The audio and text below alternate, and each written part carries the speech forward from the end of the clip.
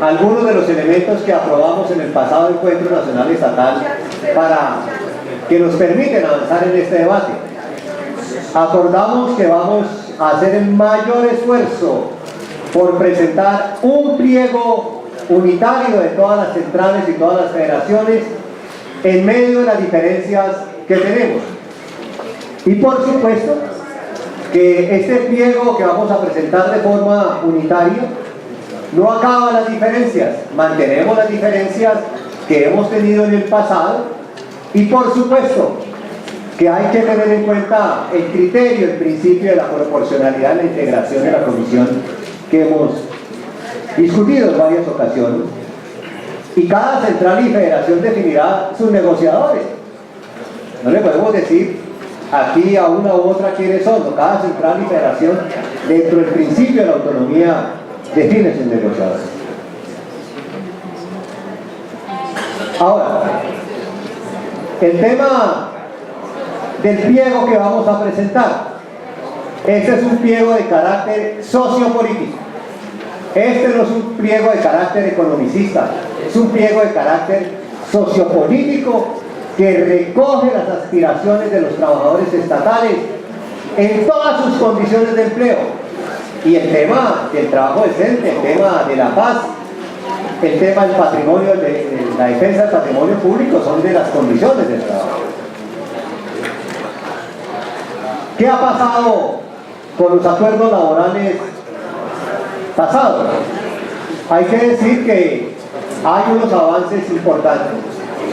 Se han expedido varios decretos, se han expedido algunas leyes, se han expedido cerca de 30 circulares, pero digamos que hay unos elementos centrales en este debate que tenemos con el gobierno pasado y con este gobierno que es necesario precisar, en los cuales los avances han sido limitados. El principal incumplimiento se encuentra en el tema de la ampliación de las plantas de personal. Acordamos en el pliego pasado que se ampliarían las plantas de personal en cerca de 20 entidades del orden nacional y 10 del orden territorial. Y por supuesto que el gobierno nos mamó gallo en este punto.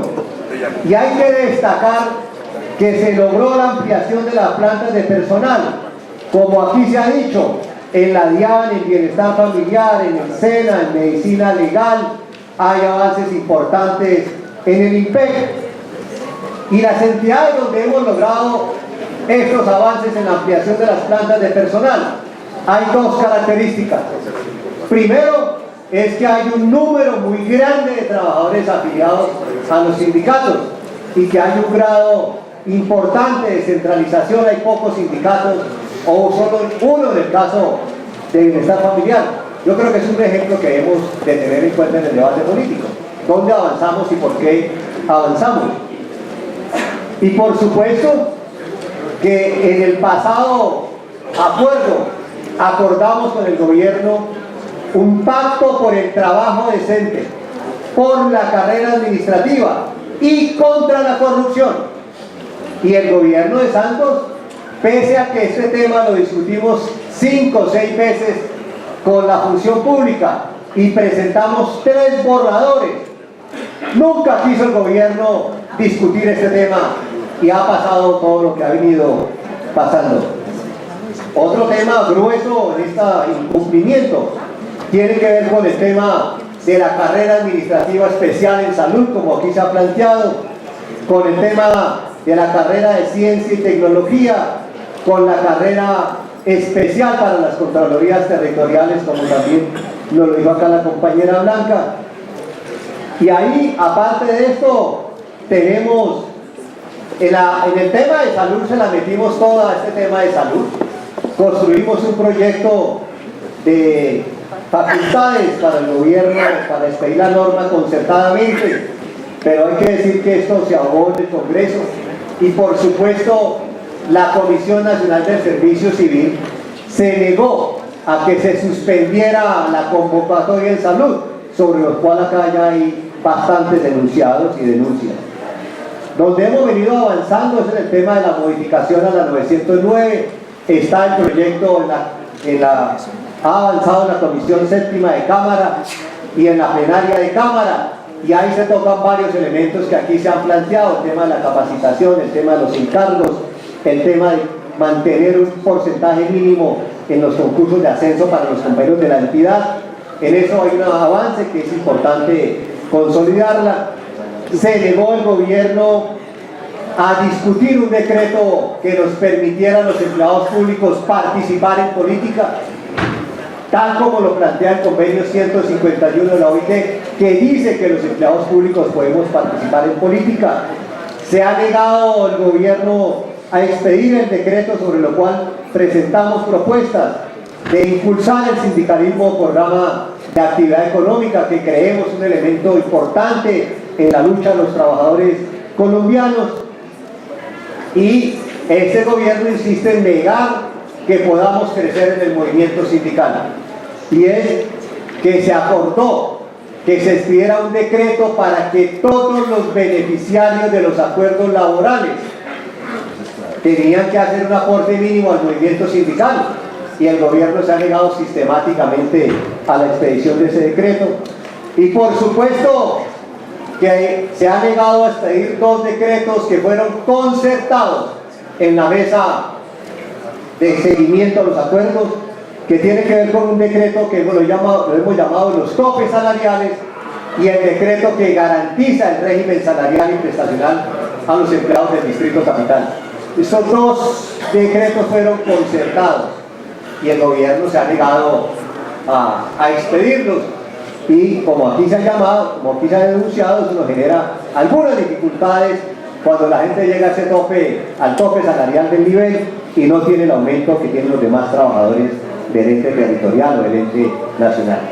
Entonces, lo que creemos para el próximo pliego que vamos a presentar es que tiene que ser un pliego de carácter sociopolítico, que ponga por delante los intereses de los trabajadores en todo su ámbito y de las condiciones laborales. Y el pliego que vamos a presentar, por supuesto, es para discutirlo, es para llegar a acuerdos. Pero también tenemos que decir una cosa con mucho respeto. El acuerdo laboral que se vaya a firmar depende de su contenido, de los alcances, de la carne que tenga ese acuerdo laboral. Porque hay que decir, un capítulo digo, en el caso particular de la CUT, nosotros no vamos a firmar ninguna acta de rendición en un acuerdo laboral para los trabajadores.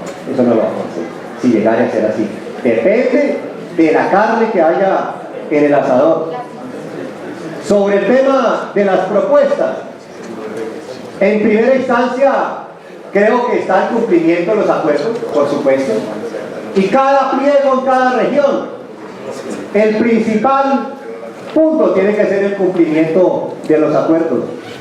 No necesariamente se tiene que ser el orden.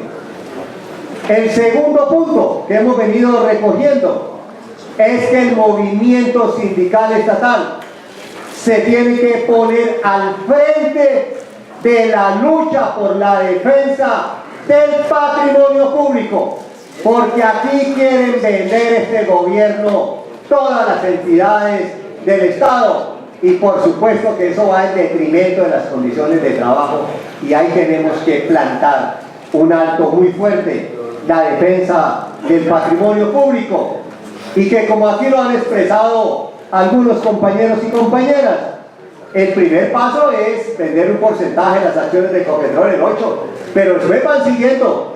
Después, como dicen los campesinos, por donde pasa una vaca, por ahí pasa todo el rebaño. De igual manera, aquí los trabajadores, por principios, somos defensores del tema de la paz, y tiene que ir en el pliego peticiones que este gobierno debe cumplir los acuerdos de paz con las FARC en su integridad, y no solamente esos acuerdos, sino todos los acuerdos que se han firmado con nosotros mismos, lo acabo de decir, sino que se cumpla el acuerdo con todos los actores sociales, y por supuesto el acuerdo de paz firmado con las FARC, y por supuesto que necesitamos que se inicien los diálogos con el ELN. Es indudable que en el tema del avance que ha habido en el proceso de paz, se sienten unas mejores condiciones para desarrollar el trabajo político y sindical en un escenario de paz. Otra petición tiene que ser que se expida un decreto que tiene que ver con el tema de la continuidad, progresividad y no regresividad de los acuerdos laborales. Desde la función pública se viene atentando contra los acuerdos laborales con dos conceptos que se expidieron el año pasado, que dice que los acuerdos laborales solamente son vigentes para la fecha en la cual se fijó el acuerdo y que entonces al año siguiente tendremos que empezar de cero otra vez. Eso es el círculo vicioso y es negar la posibilidad que los trabajadores y las trabajadoras avancemos en mejorar nuestras condiciones de empleo. Por supuesto que estamos de acuerdo con que hay que implementar el mérito para el ingreso a la administración pública. Por principio somos enemigos del clientelismo que tanto daño le hace al movimiento sindical. Y aquí creo que podríamos anotar una cosa, y es que los concursos de mérito se deberían hacer con la universidad pública, con la Universidad Nacional, con la ESAP y con las universidades de carácter regional. Creo que es una bandera que tenemos que levantar, que nos ayuda en todo este debate que tiene que ver con la defensa de lo público. De igual manera, creemos que se hace necesario continuar extendiendo el régimen salarial y prestacional a los empleados públicos del orden territorial. Esa ha sido una de las tareas que nos hemos trazado desde que arrancó esta pelea por la defensa de la negociación en el sector público, y hay que decir que hemos venido avanzando. La primera norma que salió fue subsidio de transporte y alimentación para todos los empleados públicos del orden territorial que tuvieran menos de 2 salarios mínimos, después la prima de junio, después la bonificación, y ahí vamos avanzando. Creo que, como aquí se ha expresado, se hace necesario que en este tema planteemos dos cosas. En primera instancia, que se extienda la prima de antigüedad a todos los trabajadores del orden territorial, y que la bonificación por servicios prestados, que no se le cancela a los maestros, se le paguen igual de condiciones a la cual nos lo vienen pagando a todos los que estamos en este recinto. Y por supuesto que tenemos que hablar del tema del Plan Nacional de Desarrollo del pliego de peticiones, y debemos plantear que se excluyan del Plan Nacional de Desarrollo todos los contenidos regresivos en materia laboral, en materia pensional y en materia del piso mínimo de protección social, y que esos elementos se excluyan del Plan Nacional de Desarrollo y que el gobierno tramite, como deben ser los proyectos de ley previamente discutidos en la Comisión Nacional de Concertación de Políticas Salariales y Laborales. Y como lo hemos planteado en los documentos, la experiencia que hemos logrado en Sindecena, en el año 2015, en el pliego nacional, en el Acuerdo Nacional Estatal, acordamos que se crearía una cátedra de ciudadanía laboral en el SENA, y con muchas dificultades construimos esa cátedra de ciudadanía laboral con el apoyo técnico de FECO, de la Escuela Nacional Sindical, de los instructores del SENA, de Sindecena, y hoy hay una cátedra de ciudadanía laboral de 40 horas en todos los programas que tiene el SENA. Eso es un triunfo muy importante de este colectivo, que más adelante tiene que dar sus frutos.